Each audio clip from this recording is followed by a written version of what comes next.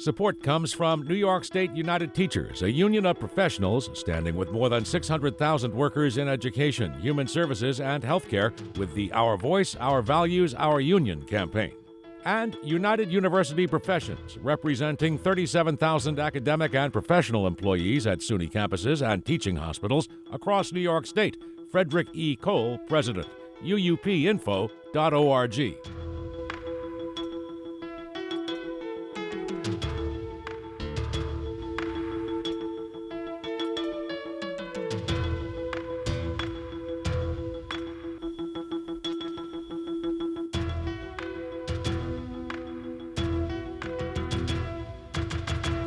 It's the Capital Connection. Hi, I'm Alan Chartock. Joining us this week is New York State Comptroller, and I really love this guy, Tom DiNapoli. Welcome back, Tom, my favorite public official of all. Oh, too kind, Alan, but thank you. It's great to be back with you. Now, former Minneapolis police officer Derek Chauvin has been found guilty of the murder of George Floyd on all counts. Your reaction? Justice was served. Obviously, would have been better if George Floyd was still alive. You can't get that life back.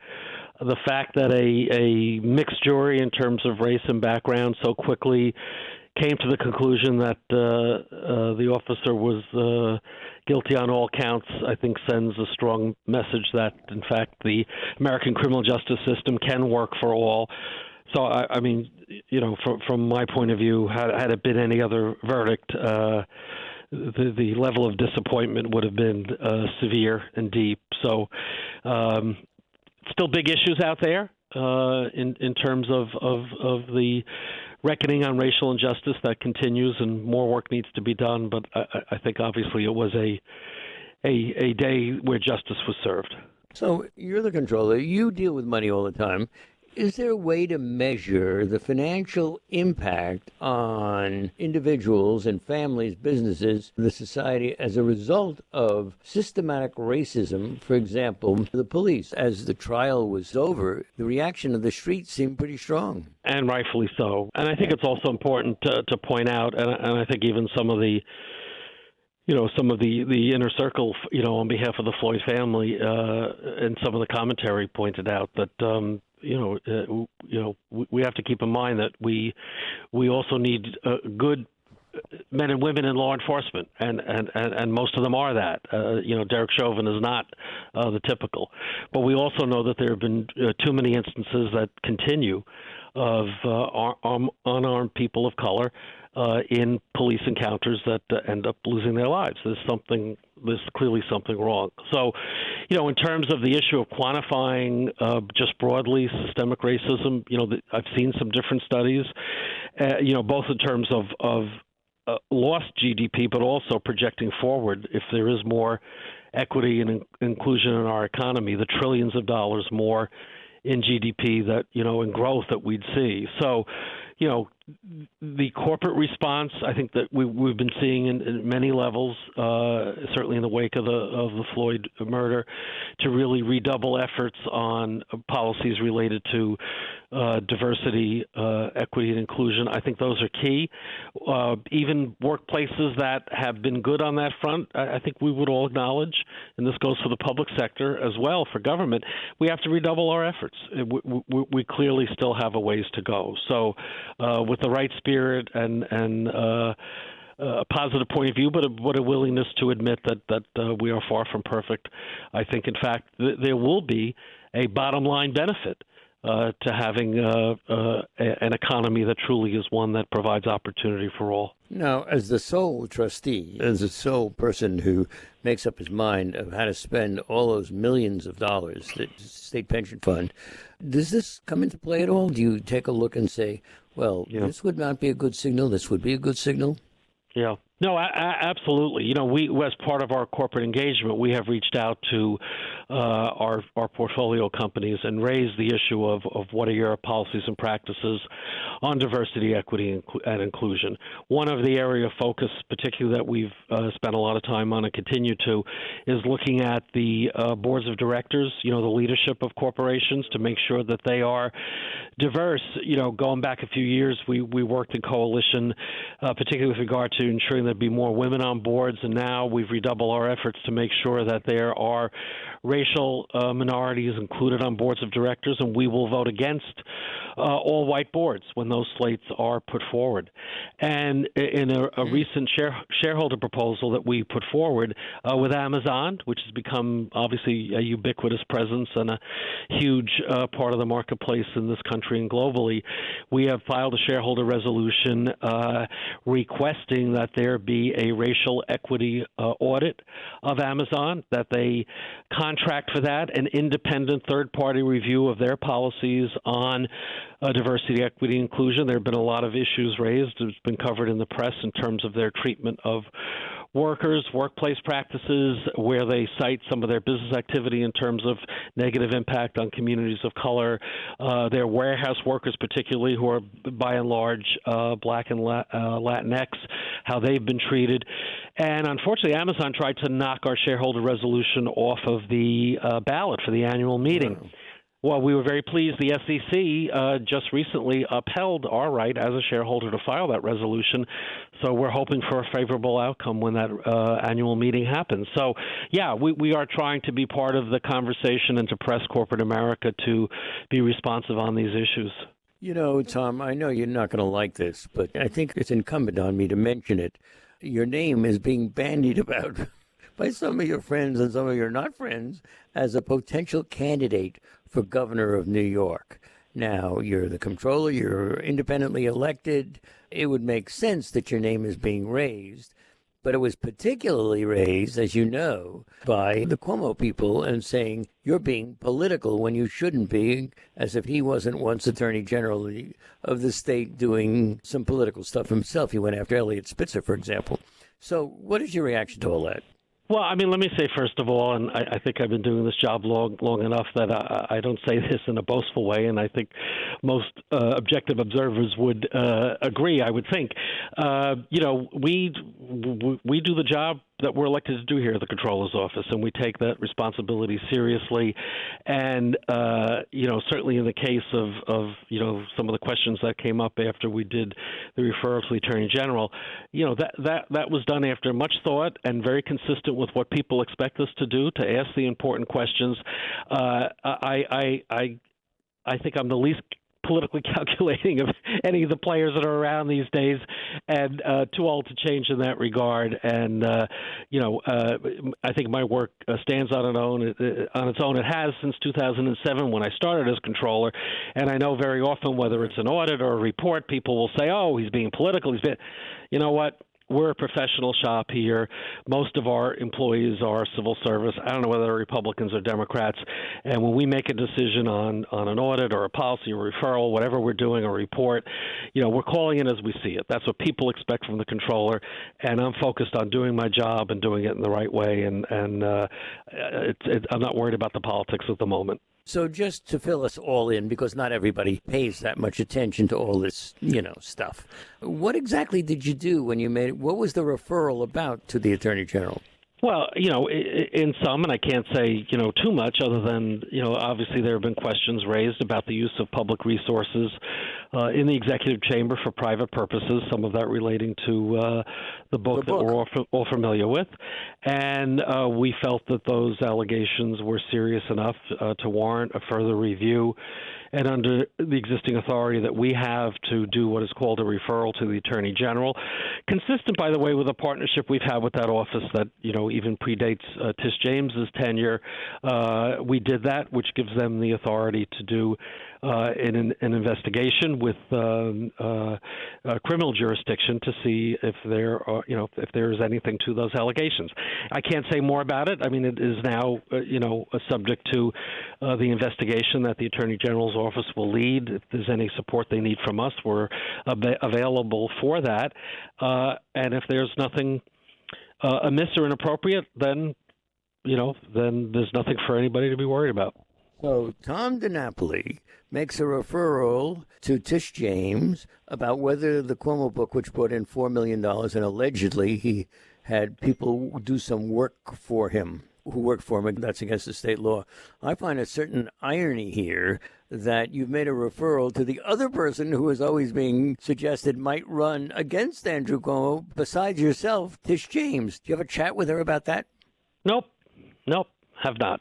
Don't expect to. How come? I think Tish James, like myself, we have an awful lot of work to do, and we're just focused on doing our jobs. I know I'm proud to be the state controller. I'm sure Tish is proud to be the attorney general, and she's doing a great job. And our plate is full. And I mean, as I've talked about on your show before, my plan has been to run for re-election as state controller. I haven't seen a reason to change that plan thus far. Now, Cuomo's guy, Rich Has a Party, who I should confess was my student years ago on the Legislative Gazette. But I have a question for you. He said you jumped the shark or something like that. What was that about? I don't know, but now I understand better, some of his excesses that he learned it at the feet of the master. So now I fully understand where he gets some of his bad habits from. But I don't know. Look, I mean, what can I say? I mean, I don't think his comments were worthy of any response or reply from me. Well, he didn't learn as I did from Madame Beerbaum, but that's another whole story. Had he been enrolled in that French class, he would have had more style and certainly been more fluent in a beautiful Renaissance romance language. well, that's right. Okay, so you called on the governor to resign after revelations of alleged sexual harassment of women. Many who work for him, his troubles have only mounted. Since then, with the counting of nursing home deaths, the Mario Cuomo Bridge, and more, do you still think he should resign? Could I have a yes or a no, and then a couple of paragraphs? I'm just going to give you a yes.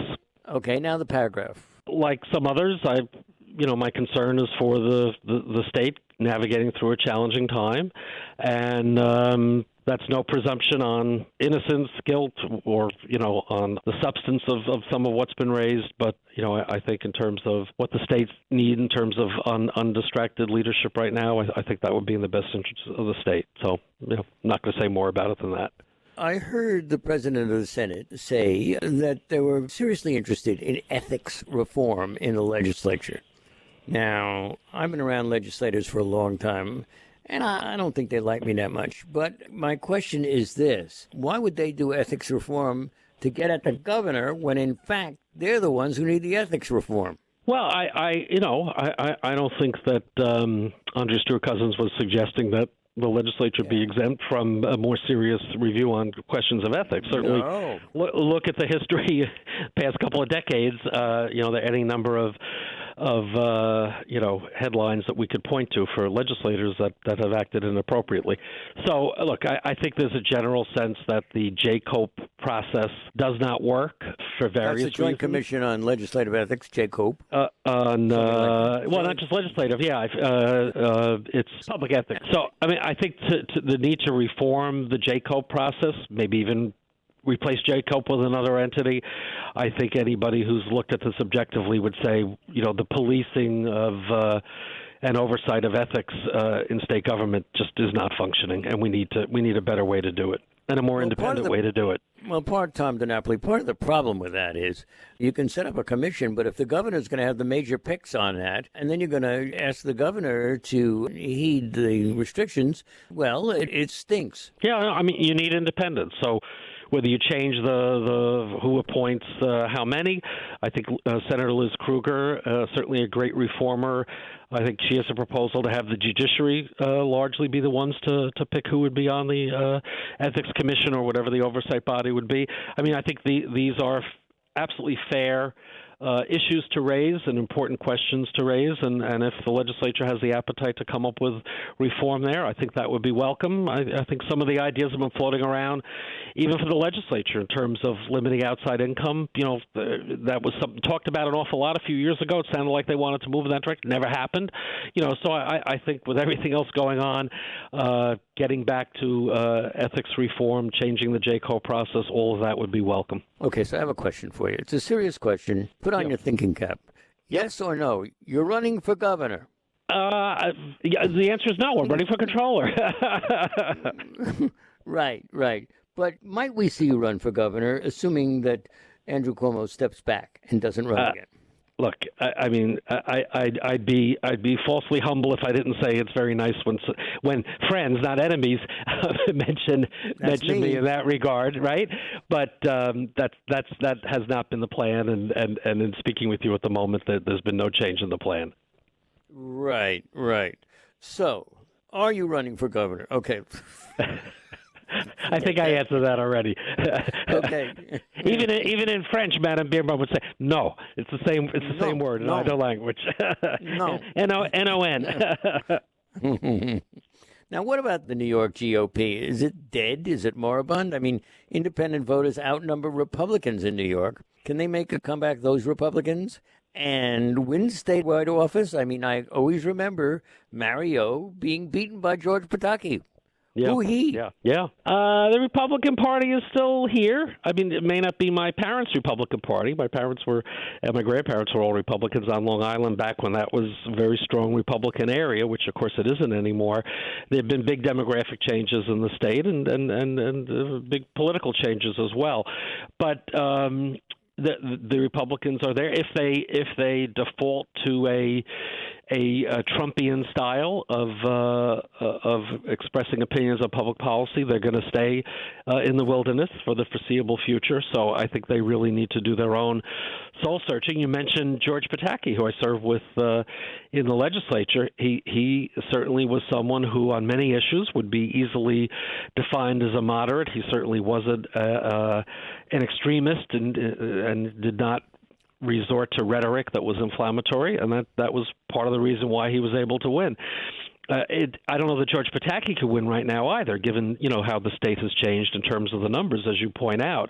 But I think people should not count out the Republican Party. When I look at the state picture, they have great strength, particularly at the local level and in many parts of certainly Long Island and many parts of upstate New York as well. Obviously not so much in the city outside of Staten Island. But, look, I think anybody that thinks the Democratic Party should take things for granted are missing the reality of the world, and that's why, from my point of view as a Democrat, I do get concerned when our party seems to, fall into fighting with ourselves, as Democrats often are known to do, because splits within the Democratic Party will only create opportunities for the Republicans to come back. And I'm not saying that's where we're at right now, but you even saw as part of the state budget process some rhetoric that seemed to get a little too heated for my preference in terms of how Democrats should treat each other.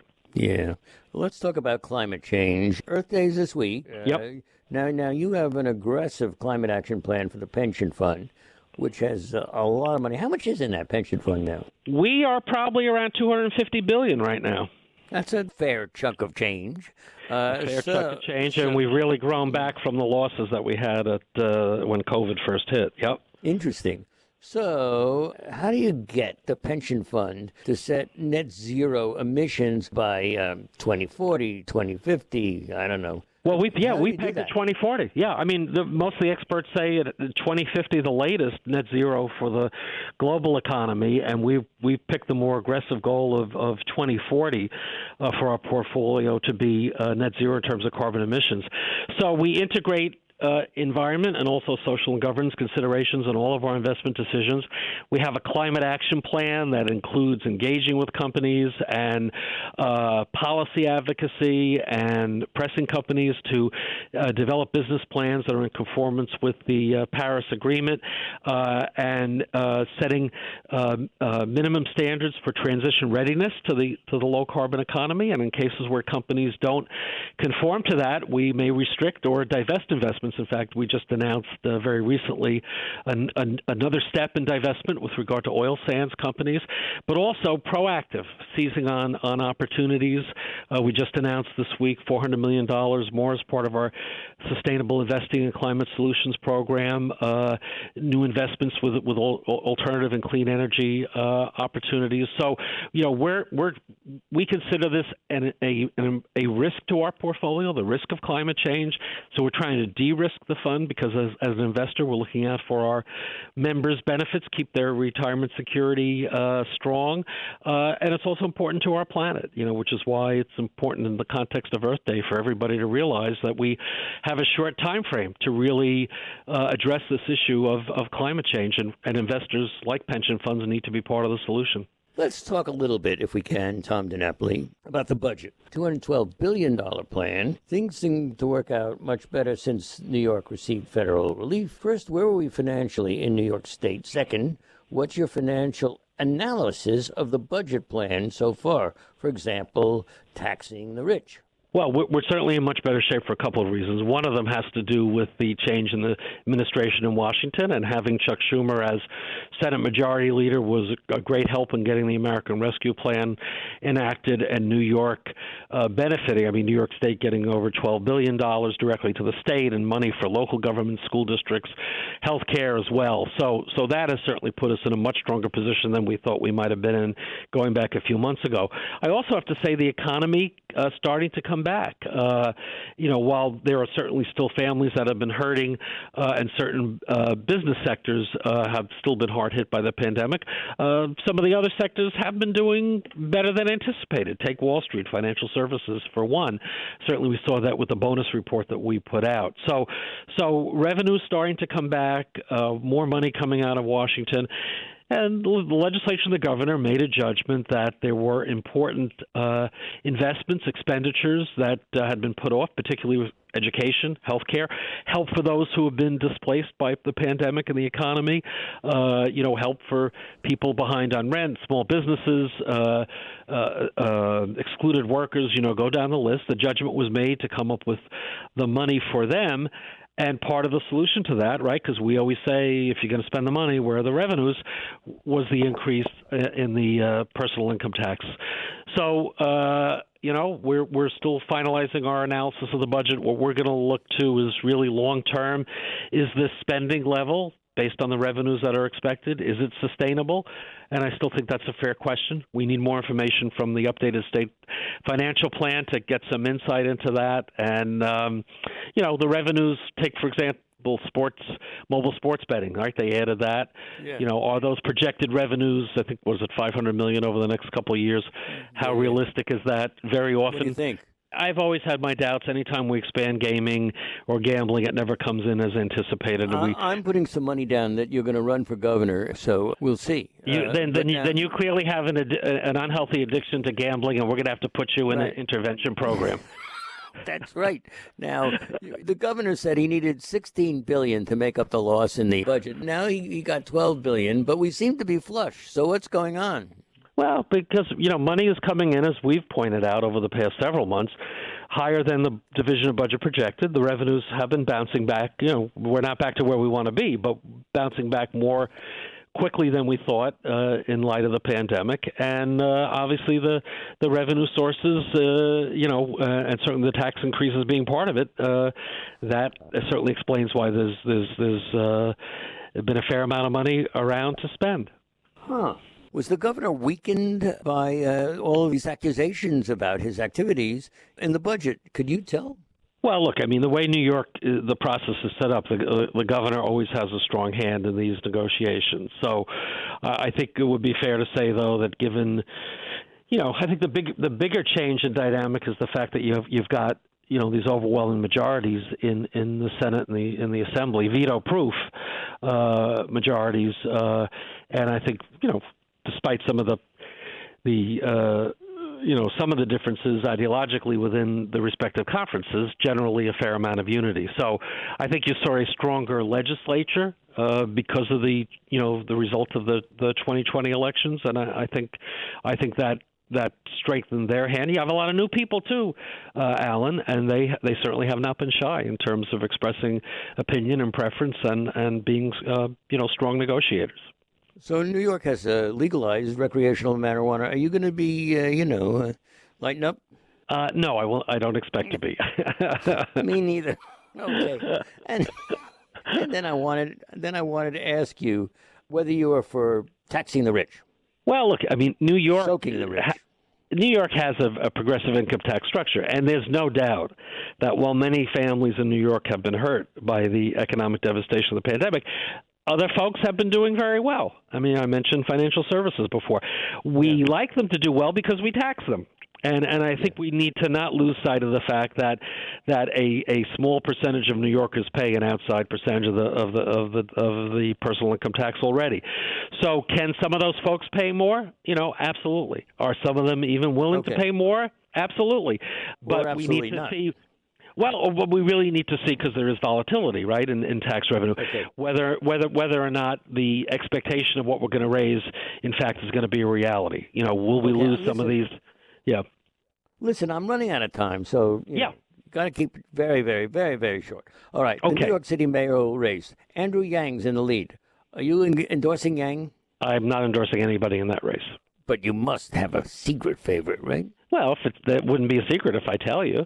I don't reside in New York City. I won't be voting there. So, it's up to the people of New York City to figure that one out. Okay, they got a number of good candidates there. Yeah, and a number of bad ones. Are you able to audit all nursing homes across the state? I mean, how do you do that? Because nursing homes always comes on everybody's problematic list. Well, particularly with regard to the Medicaid program, obviously we audit in that regard. We've done audits of nursing homes, and we will continue to do audits of nursing homes. Okay. As Madame Beerbaum once said, Comptroller Tom DiNapoli, au revoir.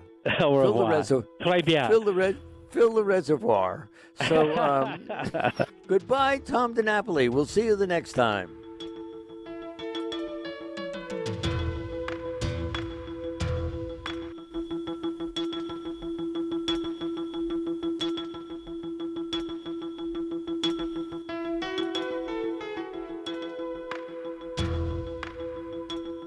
Support comes from New York State United Teachers, a union of professionals standing with more than 600,000 workers in education, human services, and healthcare with the Our Voice, Our Values, Our Union campaign.